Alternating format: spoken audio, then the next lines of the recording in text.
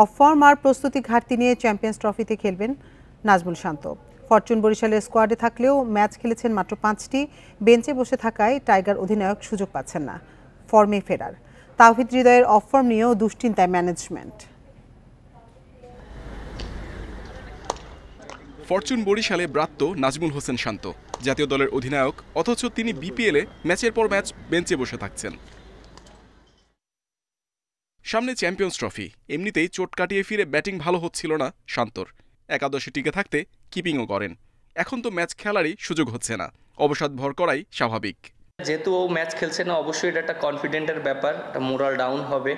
Champions trophy ভিন্ন ফরম্যাটে, তারপরও বিপিএল জাতীয় তারকাদের জন্য প্রস্তুতির সুযোগ। টাইগারদের অধিনায়ক শান্ত তো বেঞ্চ গরম করেই ক্লান্ত। বরিশালে কি তার প্রয়োজন এতটাই নগণ্য?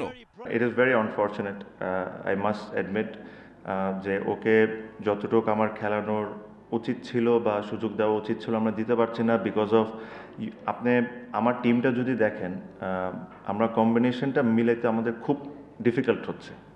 ইভেন প্রথম 2, 3, 4টা ম্যাচও আমি কোনো সময় কম্বিনেশনটা ঠিকভাবে মিলাতে পারি না। I try to give him that games.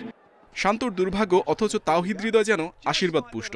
Promotion দিয়ে টানা 4 ম্যাচে তাকে ওপেনিংয়ের সুযোগ দেওয়া হলো, প্রায় প্রতিটাতেই ব্যর্থ হৃদয়। শান্তকে কি ওপেনার করে খেলানো যেত না? চ্যাম্পিয়ন্স ট্রফির দলে মিডল অর্ডারে হৃদয়ের ওপর ভরসা রাখতে হবে, অথচ জাতীয় দলেও তিনি খুব একটা ফর্মে ছিলেন না। বিপিএলও পারফরম্যান্স হতাশাজনক।